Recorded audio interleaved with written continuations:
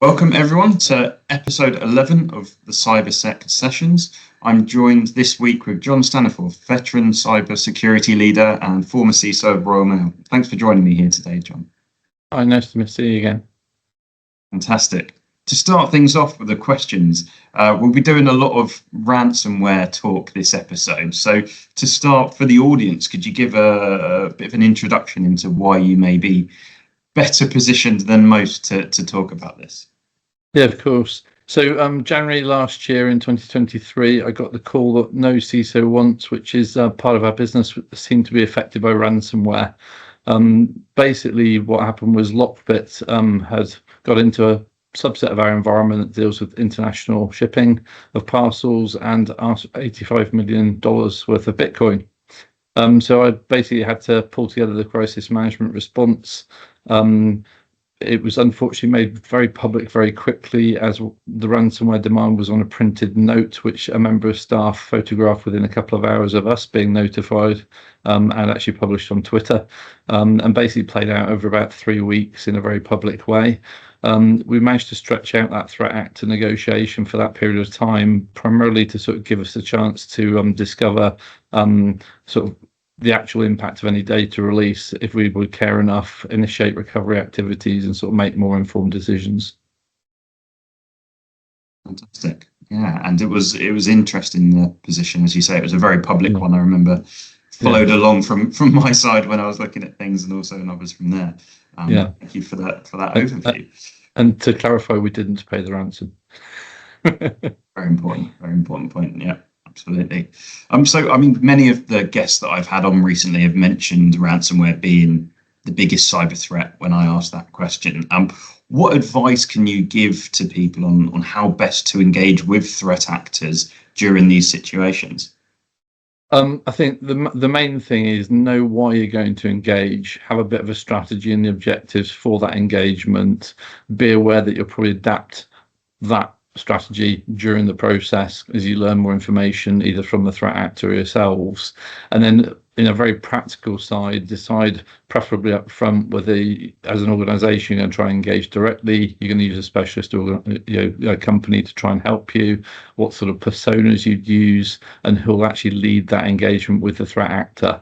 You don't want to be having those sort of discussions sort of on the fly, and then also be really aware that whatever engagement you have can, if you don't pay, probably will be made public. So everything you write down, everything that you actually document, make sure you and your company are comfortable with what you're going to say.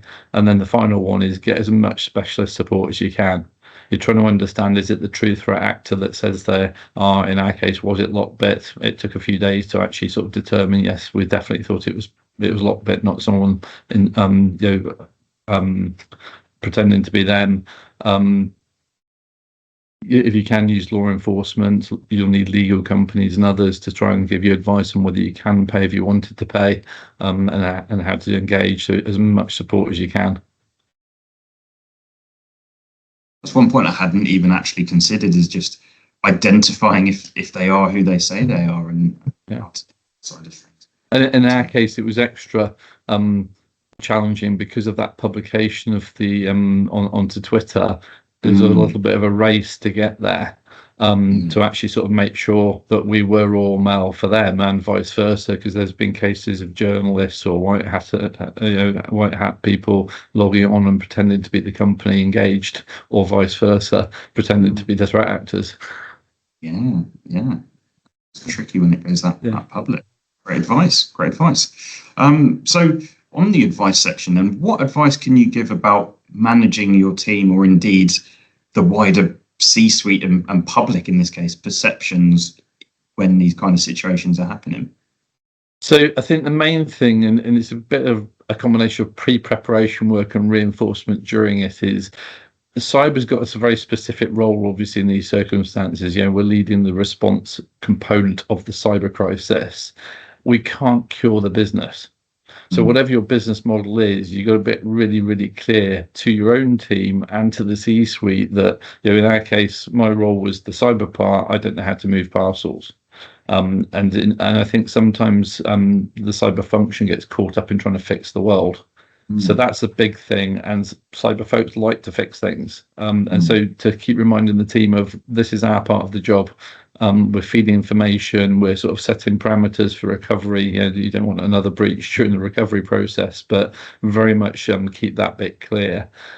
Make sure you've got enough resource. We're all resource strapped on business as usual, but whether it's forensic retainers or hiring extra people or getting the business to cancel unnecessary projects to free people up to work with you, the main challenge during this is it's a 24/7 activity.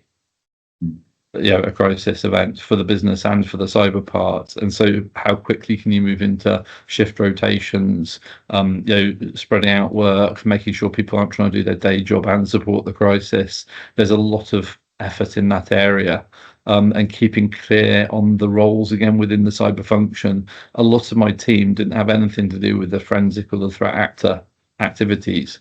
They're working on tactical recovery and making sure what we're rebuilding was still secure. They were helping carry on with some of the more day-to-day stuff. They're engaging in the comms work stream or with partners and suppliers to sort of reassure them. So you've got to really sort of make sure you're really not burning people out.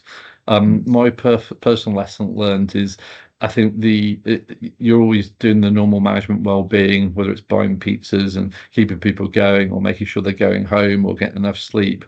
But I think if I was doing another one, such a large scale for a long duration, I'd probably have someone more dedicated to sort of permanent check-ins rather than just relying on line managers and everyone else doing their normal day-to-day, because it just, you're going to have a few misses here and there where people get a bit stressed out. And I think just keeping that bit going would probably be something I'd add in a longer term one.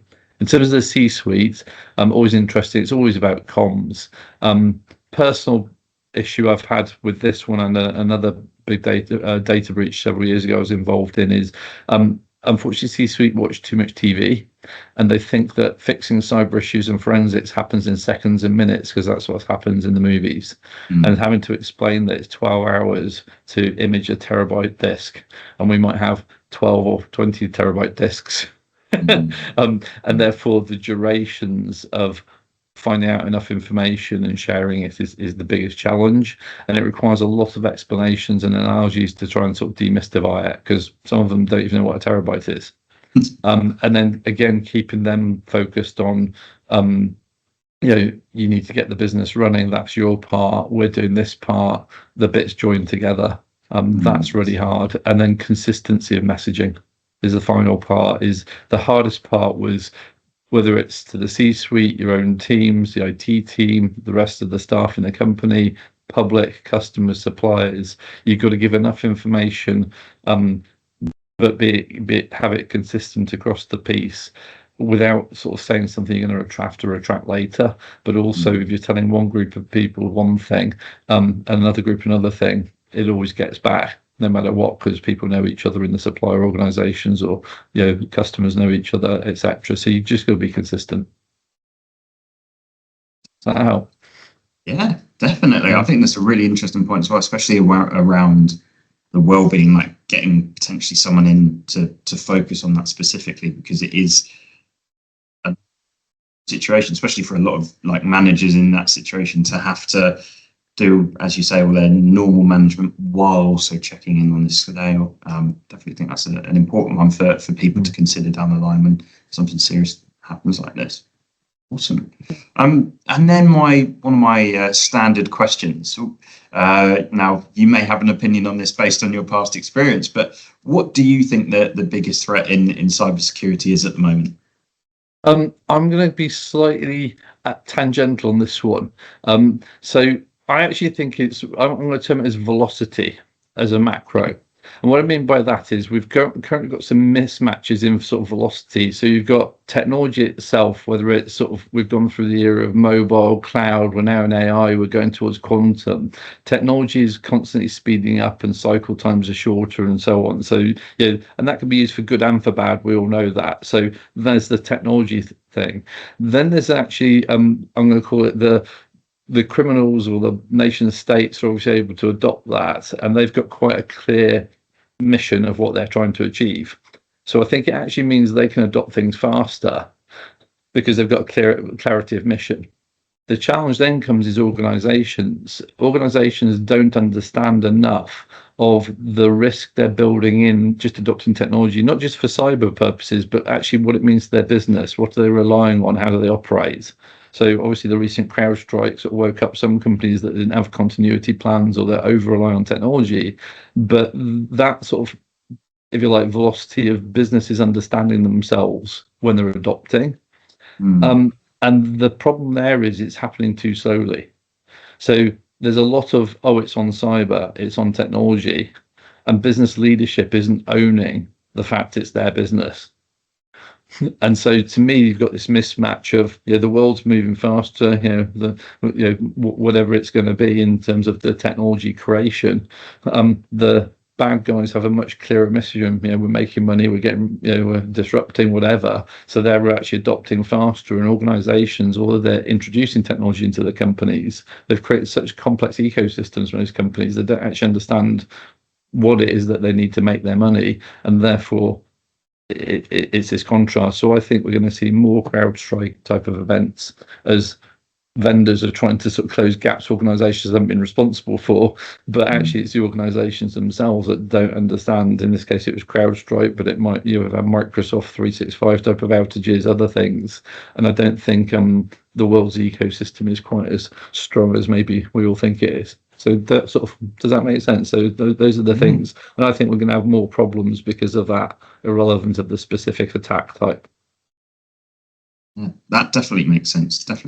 And the way they interact, even in the last couple of years, right, post COVID, when there was that sort of tech boom and all the SaaS companies all sold all their products, and everyone's like, oh yeah, we'll get that SaaS product in. We'll get that SaaS product in. Yeah. And now, as you say, it's so complicated. Yeah, and I think businesses just aren't catching up. So whether it requires like a generational change of the new business leadership over the next 10 to 20 years have grown up with technology, but there's definitely, we can't sit there as cyber and say it's all their fault, but equally it's not our fault. Cyber's like death and taxes now. It's there to stay. And I'm not convinced leadership in many organizations, business ownership, or even technology teams are actually at that mental state yet. Definitely. Valid point. Very valid point. Great. And then the last question. So as someone who's built some pretty global teams you were telling me about before, what advice can you give to teams looking to attract and retain cyber talent at the moment? So thematically, I'd say be really, really honest with who you're approaching in terms of what it is your company, yourself as a cyber leader, is trying to do. The amount of people I talk to that have been hired into a company thinking they were doing a big change, and actually there was no money to do it, or actually it was a BAU organisation and they were actually innovators and thought they were coming to actually improve things. So I think we're still in that era of mismatching. So I think honesty to your potential talent is part of it, a big key. And therefore, once you're honest enough with yourself, it's much easier to find the right type of people to match what you're looking for, which then feeds into, do I want the most dynamic, exciting person when I actually want someone to just come in and sort of crank the handle every day? And we're all in a different space, or vice versa. So avoid the mismatch. Ensure your management team are being consistent with that. And I was very lucky, sort of in my early career, I actually worked for Shell in graduate recruitment. They had their top leadership involved in all the graduate final interviews. And that has stuck with me. So I've always made sure where I can, I'll try and meet everybody that's going to actually join my function, particularly sort of middle to senior ones. It depends how big your team is. Even if I'm just like the final, I'm having a nice chat with them at the end because my managers made their decision. Equally, I went to recruitment fairs about 18 months ago when we were ramping up for Royal Mail. We were actually the only stand that actually had practitioners on it. The others were recruiters and everything else, and actually the people that were organisers came across to us and said, "You've got one of the busiest stands," and we think it's because you've actually got, because I made my management team come and I was there, and we actually were talking to potential candidates and potential people out there. And so I think get engaged. That all those things help with attraction. I think they also then knock on into retention, because people don't join your company and start to go, "Oh, I'm a bit disheartened. It's not quite what they told me." Equally, if your cyber's an absolute mess and you because you inherited it, or you're trying to sort it out, not being that honest with people, say, look, it's scary, you're going to come and you're going to go, oh, it's not in the right place. Always be honest with people, I think, is that part. And then you've got the normal sort of things, which sort of company values, company culture. What's the right mix of how to keep your team engaged? So whether it's hybrid, then define what hybrid means. Don't, again, blag them. If it's on-prem, be honest about that and have team events. If you're remote, I worked remotely for sort of 10 years with a global team, you have to over-energize, you have to have more team meetings, you have to have more meetings where you sort of solve processes together and jointly so people understand each other's thinking and still sort of drive for that teamwork. And I think, again, some of those things are challenging at the moment. And obviously you can give them all the goodies, all the nice retention things, but the ultimate, I think, is sort of treating people honestly and saying, this is where the company is, this is what we're doing for cyber, or we've run out of money, or we're actually about to invest. Do you want to be part of that journey? I think being just dead straight with people tends to work. Definitely, yeah. It ties into a lot of what in recruitment, like what we do in general about that honesty piece. Even when I'm interviewing for my team, right, in recruitment, it's we're open about how difficult it can be and those sort of things, so that a few months down the line, there's no, hang on, you didn't tell me this. Yeah. And I think people appreciate that respect, don't they? Yeah, definitely. Treating people like people that you can be open about. Also, the piece about getting your sort of senior leadership team involved as much as possible. When I'm speaking to candidates, a lot of the time they just want to ask the cyber questions. As nice as it is to do HR interviews and things like that early on, a lot of the cyber people just want to know, what stage are you at? Yeah. Is it BAU? Are we innovating and building something new? So the earlier you can give them that questions, the better you can find out if they're a right fit and they can judge. Yeah, and for themselves, these are life decisions for people, aren't they, to make for their jobs. So telling someone, we're going to invest in a new tool and you haven't got any budget and you're not going to do it, and that's what's attracted them, you're just going to end up mutually disappointed, aren't you? And then I know it's a fine balancing act. I've talked to lots of recruiters. I think also trying to give candidates a chance to at least meet a couple of people so they don't get just one story, because then they sort of see, are you being consistent? I know when I was in Sky Bet, we were very on-premise, so we used to actually walk some of the candidates around and meet a few members of the team or get one of them to sort of show them the building. Even in my last few, when I'm doing remote stuff, I tend to do like a 30-minute informal, then a couple, one or two interviews, and then say, do you want to meet a couple of other people or your peers, particularly as you get into the more management-y and sort of head of levels. You want them to feel who they're working with. Definitely, yeah. When you're going to be working them, so if you don't like them, it makes a big difference. And you can make clear what's interview versus what's engagement, so that the person doesn't feel I've had 10 interviews and actually I've met a couple of people in a follow-up call where I was able to just ask my questions. Yeah, no, that makes sense. That's a nice way of managing things. Fantastic. Well, look, that's all the questions we've got time for today, Jon. So thanks so much for your time. Definitely some great advice in there for people. And thank you very much. Thank you.